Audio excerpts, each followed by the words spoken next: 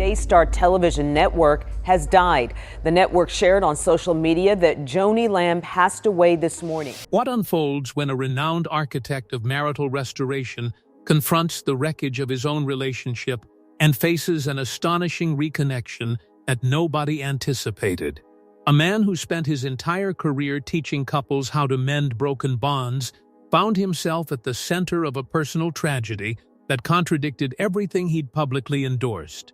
When unexpected circumstances forced his private struggles into the spotlight, it revealed a pattern of choices that raised uncomfortable questions about authority, sincerity, and the gap between what we preach and what we actually do.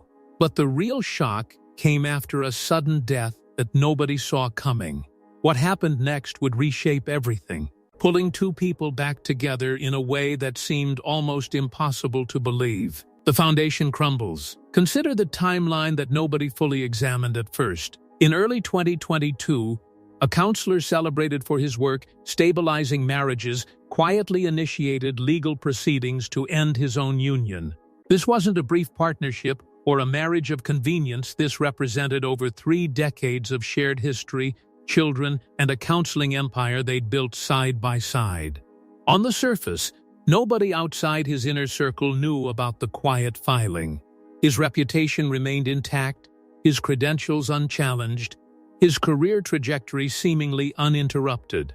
Yet 2 months before this legal filing, something significant shifted in the world of Christian broadcasting. A media mogul's widow found herself inheriting control of one of the planet's largest religious television networks, a platform reaching millions, commanding enormous resources and influence.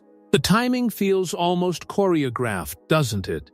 During the years leading up to this moment, the counselor had authored numerous pieces. One in particular warned other men against entertaining fantasies of finding upgrades to their current spouses. He spoke directly about entitlement, about the internal voices that whisper seductive lies about greener pastures. He encouraged fidelity, sacrifice, and the hard work of genuine partnership. These weren't casual suggestions, they were the philosophical pillars of his entire professional identity. Then, within 5 years, he would contradict every principle he'd publicly sworn to uphold. The man at the center. Let's establish who we're discussing. Someone whose professional accomplishments spanned multiple decades. Books published, television appearances, counseling sessions charged at premium rates, speaking engagements, a counseling center bearing his name, clients who paid substantial fees for his guidance on preserving their marriages while he was simultaneously dismantling his own. What strikes observers as particularly odd is how effectively the separation remained hidden. Not buried for a few weeks, but concealed from staff, from clients, from the broader faith community that depended on his counsel. The divorce proceeded quietly through legal channels while he continued to publicly market himself as the authority figure on marital healing. This raises a profound question. How can someone charge vulnerable couples for marriage counseling while their own marriage dissolves behind closed doors? The ethical dimensions of this contradiction seem almost designed to provoke scrutiny. A different story emerges. Those closest to the situation paint a narrative dramatically different from the public facade. The spouse he left behind didn't simply accept the dissolution with quiet dignity. According to accounts from people within this inner circle, she reportedly spent considerable time urging him to reconsider, to stay, to work through whatever challenges had emerged. A full day of pleading, not a single conversation, but hours of desperate attempts to preserve what they'd built. And here's where the narrative takes an unexpected turn. The widow, the media mogul's heir, reportedly heard about these pleas. Rather than experiencing sympathy or recognizing this as a warning signal, her reaction supposedly made her more attracted to him.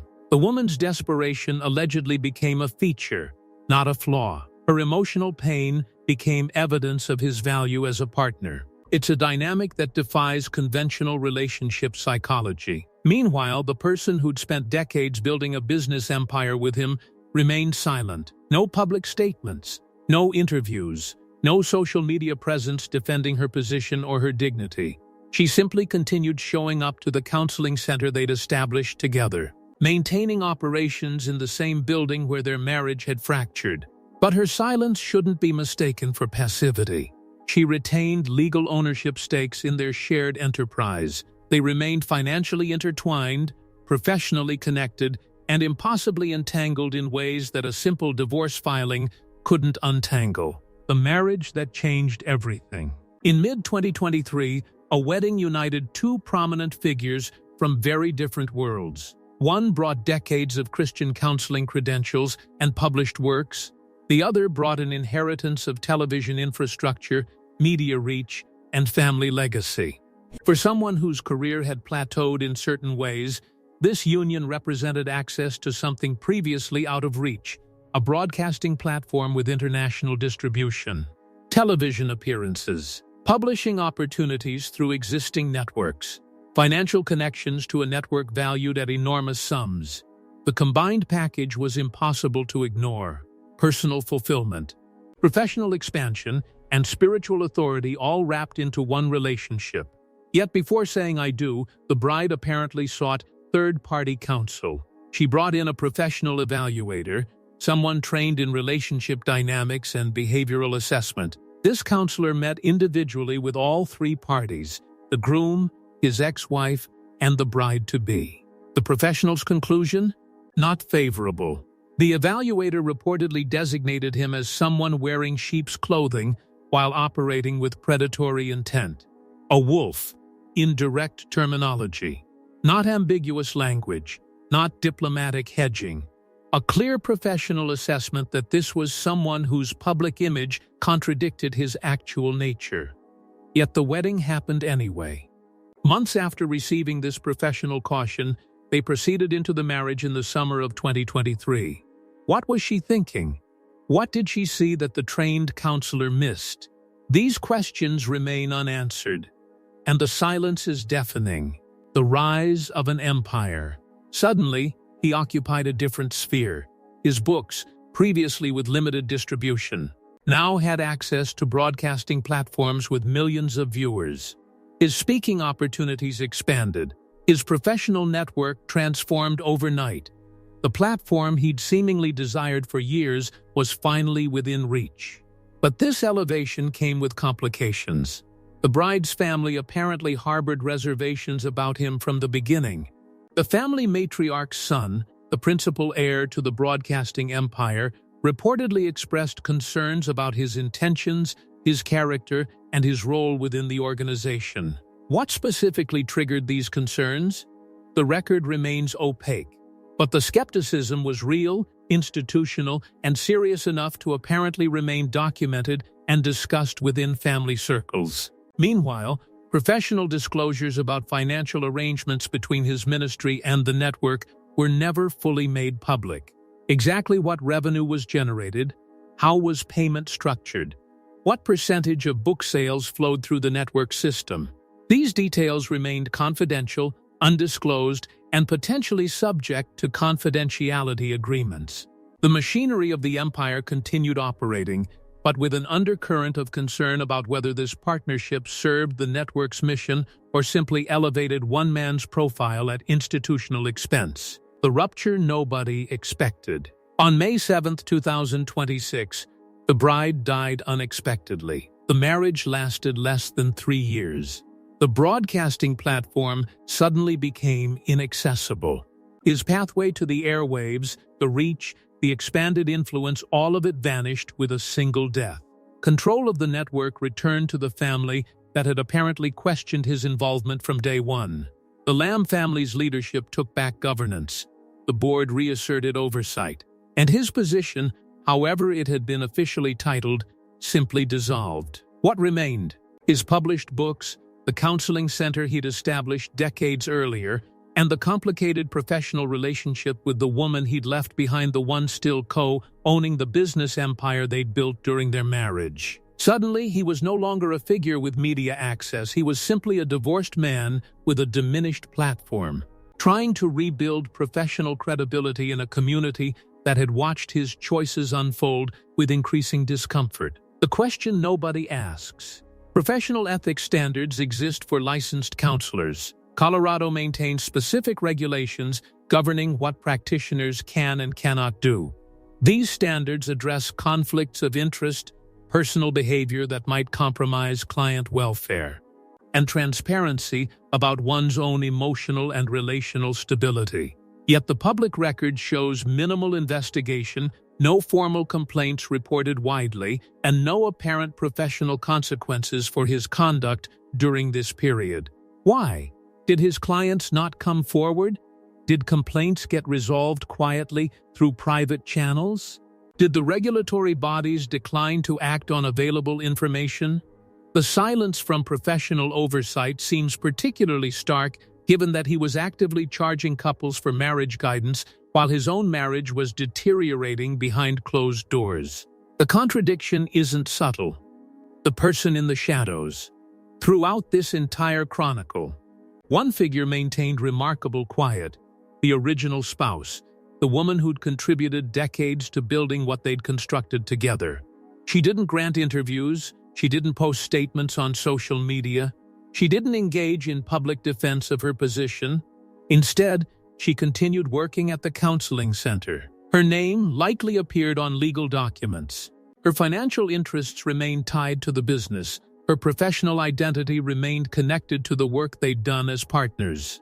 Some might interpret her silence as dignified acceptance. Others might wonder if it conceals deeper anguish or strategic patience. What seems clear is that she deliberately chose not to participate in public narratives about what happened. But this silence exists alongside something else: the reported desperation she'd allegedly expressed when facing abandonment, the documented attempts to salvage what existed, the emotional intensity she apparently brought to trying to preserve their union. Her current location, her emotional state, and her perspective on these events remain essentially unknown to the public. She hasn't written books, granted interviews, or positioned herself within the narrative being constructed around her former husband. In many ways, this absence of her voice leaves the biggest gap in the entire story: the media machine and its consequences. When you marry into a family controlling one of the world's largest religious broadcasting networks, you gain something that most people never access: proximity to production facilities, editorial decisions, and media distribution channels. For someone whose previous career had plateaued in terms of visibility and reach, this represented an extraordinary opportunity. But it also created potential complications. What happens when professional advancement becomes entangled with personal relationships? What conflicts emerge when someone gains media access through marriage rather than through merit? The network presumably had financial structures, employment contracts, and professional arrangements that governed how external figures interfaced with broadcast operations. Whether his involvement was formalized or informal, whether it generated direct revenue or simply expanded his visibility, remains unclear. The Lamb family's apparent skepticism about his role suggests they were attentive to these potential complications. Their concern, though never publicly articulated in detail, implied they were monitoring something troubling. His sudden departure from the platform following the widow's death created a reversal that felt almost symmetrical: elevated through marriage, diminished through death, connected to vast influence, then disconnected with startling finality. Few people experience that kind of instantaneous professional collapse. He did. The reckoning nobody predicted. So where does a man stand when the platform crumbles? When the broadcasting reach disappears? When the expanded influence evaporates? He returns to what existed before the elevation: his books, his counseling practice, and his connection to the woman he'd left behind. Except now, the relationship with that woman isn't what it was. It's complicated by abandonment, by the public humiliation of his choices, and by the professional entanglement that means they can't actually sever their connection. Does their shared business interest push them toward reconciliation? Does it deepen existing wounds? Could there be pathways toward healing, or do the fractures run too deep? These questions don't have easy answers. They're the kind of queries that people in broken relationships ask themselves when circumstances force them back together, whether they're ready or not. The public record and the hidden reality. Colorado public records contain divorce filings.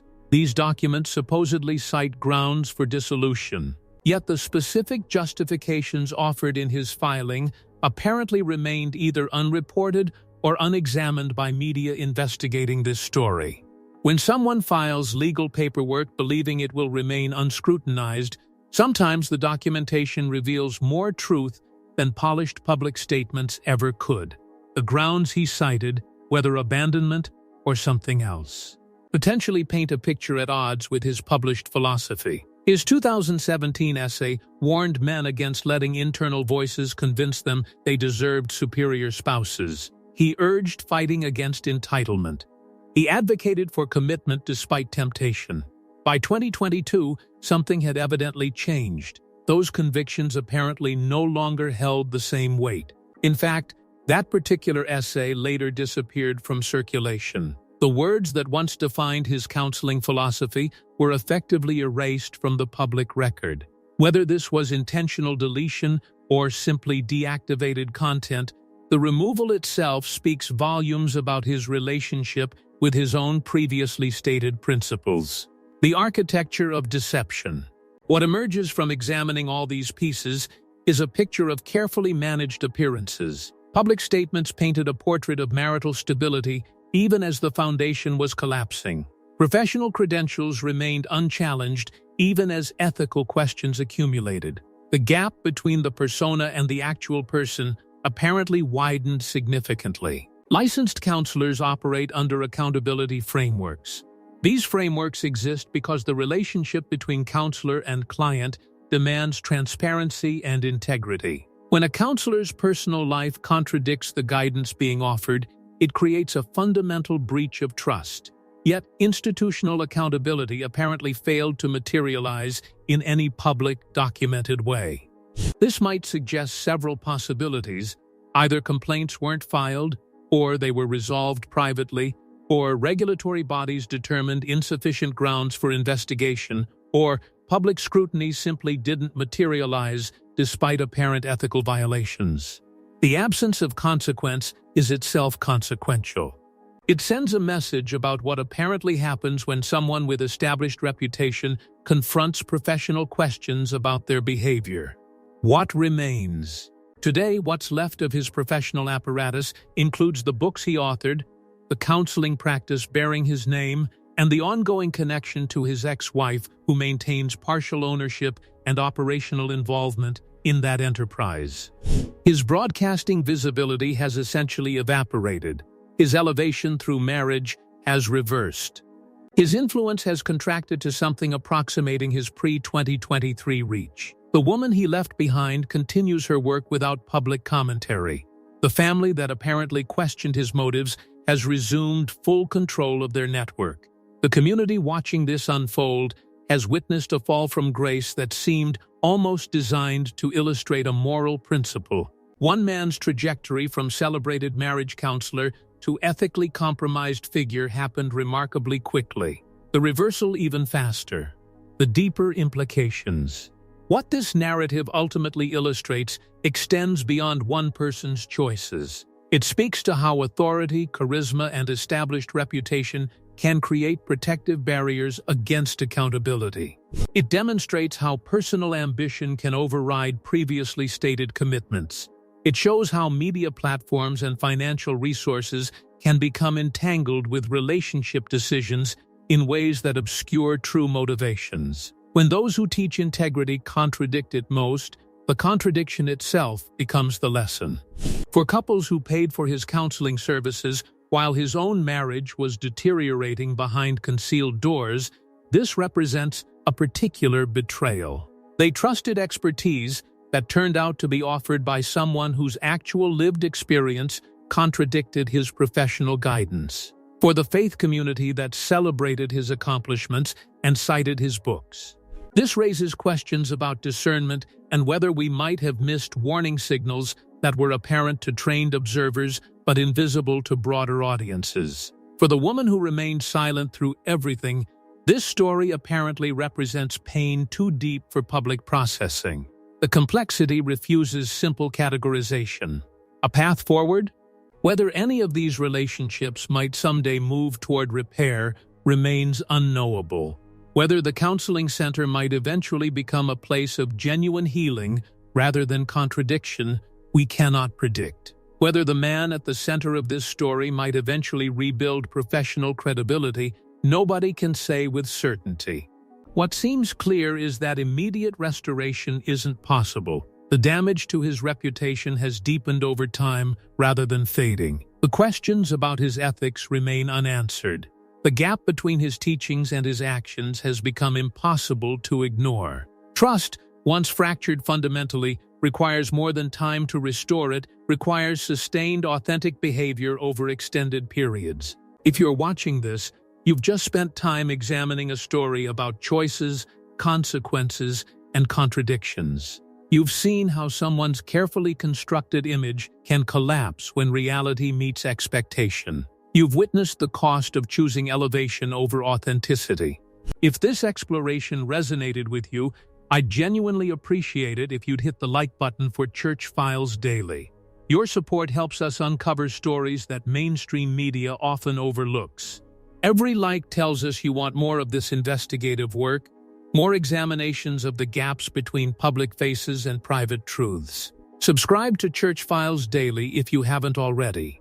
The conversation continues, and your voice as part of this community matters profoundly.